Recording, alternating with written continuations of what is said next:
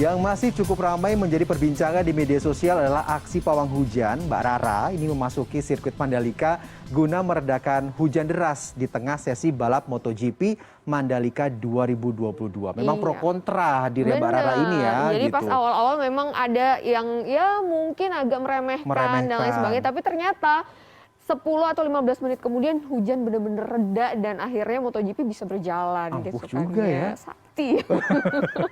Oke, namun di tengah acara ini ada kabar lain yang datang dari musisi Pamungkas yang diketahui menjadi korban aksi pencurian tamu hotel penonton gelaran MotoGP Mandalika.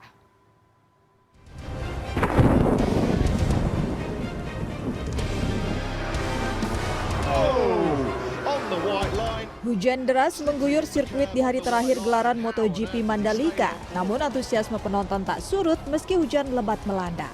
Bahkan warga yang menonton dari atas bukit semakin banyak yang datang. Selain itu, salah satu yang menarik perhatian yakni aksi Raden Roro Istiati Wulandari. Pawang hujan yang bertugas mengawal proses pengaspalan sirkuit Mandalika sebagaimana diminta Dorna.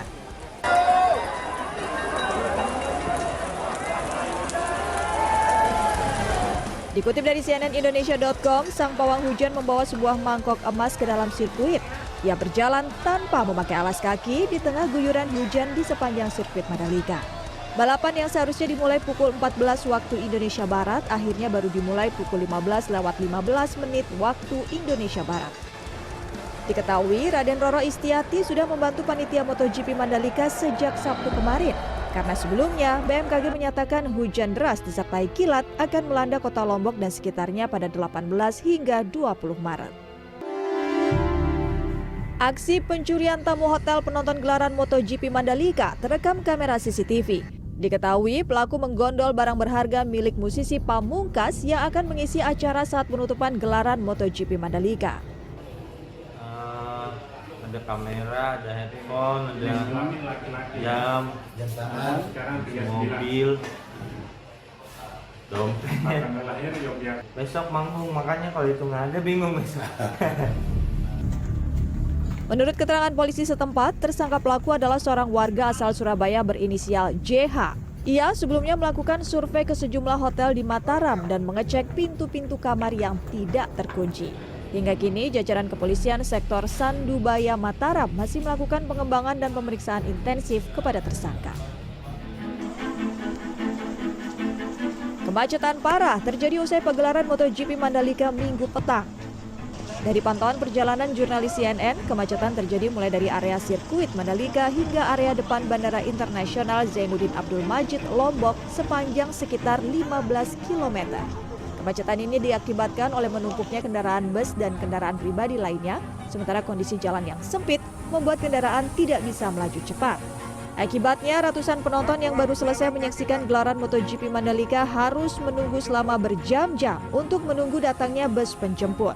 Sementara itu, Menteri Parekraf menyatakan bahwa ini menjadi evaluasi dalam penyelenggaraan MotoGP ke depannya dengan manajemen pengelolaan lalu lintas. Tim Liputan CNN Indonesia. Ajang MotoGP Mandalika yang berlangsung di Nusa Tenggara Barat membawa angin segar bagi pelaku usaha kecil menengah. Salah satu produsen kaos kaki di Bogor, Jawa Barat mengaku kebanjiran pesanan nih. Iya, memang tidak hanya itu juga ya. Gelaran MotoGP Mandalika ini juga memberikan kebahagiaan berlipat bagi seorang anak asal NTT bernama Rivaldi Elvans. Bocah yang viral ini karena kemampuannya menirukan komentator MotoGP berkesempatan menonton langsung hingga memamerkan aksinya di depan para pembalap MotoGP.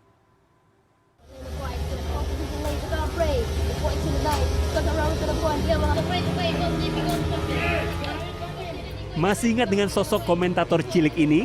Ia adalah Rivaldi Elvans, bocah asal Kupang, Nusa Tenggara Timur yang viral di tahun 2018 karena kemampuannya menirukan komentator MotoGP Nick Harris. Pada gelaran MotoGP di Mandalika minggu kemarin, Rivaldi diundang oleh Menparekraf Sandiaga Uno untuk kembali memamerkan kemampuan uniknya ini.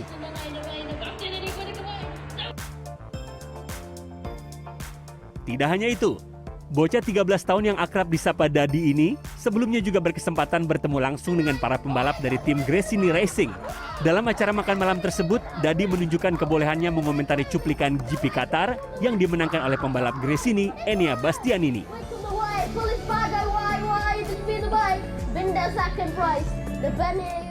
Kepiawaian Dadi menirukan nada dan aksen Inggris dari Nick Harris ini pun disambut tepuk tangan meriah dari para pembalap MotoGP dan tamu undangan yang hadir.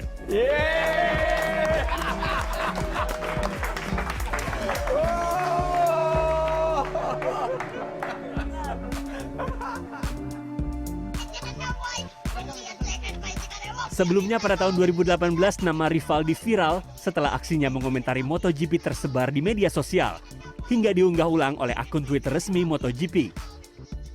Rivaldi pun diundang untuk menyaksikan langsung balapan MotoGP di sirkuit Sepang Malaysia pada tahun 2018.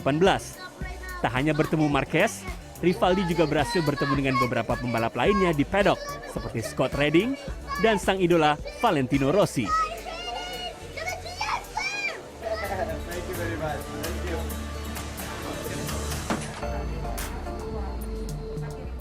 Tidak hanya Rivaldi yang ketiban untung di momen MotoGP kali ini. Tempat jasa cuci kiloan di kampung Cihanjawar Megamendung Bogor ini juga turut meraup untung berkat gelaran MotoGP. 1.000 pasang kaos kaki dijual kepada para pembalap dan turis di area merchandise sirkuit Mandalika. UMKM yang berusia 5 tahun ini terpilih menjadi salah satu official merchandise MotoGP Mandalika usai lolos verifikasi kurasi dari ribuan produk pada Desember 2021. Dalam produksinya mereka diminta menjahit logo dan warna atribut sesuai motif baku yang ditentukan oleh official MotoGP. Begitu ragu buat lolos, tapi alhamdulillah di bulan Desember ada pengumuman kurasinya kalau dari Sampean Kosaki itu lolos. Jadi hanya 27 produk yang lolos waktu itu. Melalui ajang MotoGP Mandalika Lombok ini mereka berharap kaos kaki buatan konveksinya dapat dikenal di kancah nasional maupun dunia. Tim Liputan CNN Indonesia. Salah satu tamu istimewa dalam gelaran balap MotoGP 2022 di sirkuit Mandalika adalah Cecep Heriana. Pria asal Cimahi ini adalah seorang legenda balap Indonesia yang saat ini sudah berusia 83 tahun. Iya, memang usianya sudah tidak muda lagi ya, tapi ia tetap semangat menonton langsung balap MotoGP di Mandalika.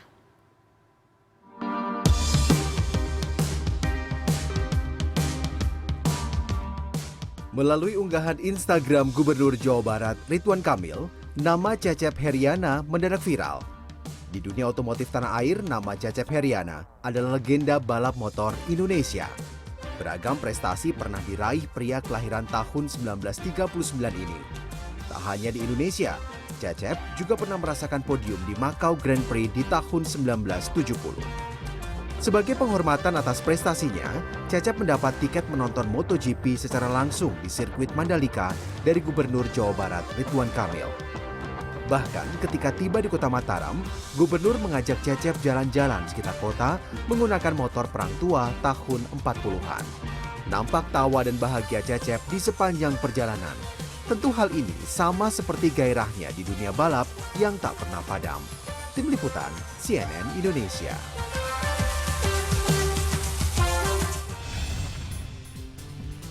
Usai jeda kami akan mengajak Anda icip-icip virtual yang penuh cita rasa, mulai dari sajian lobster yang diolah dengan rempah andaliman hingga ramen yang diolah dengan es batu.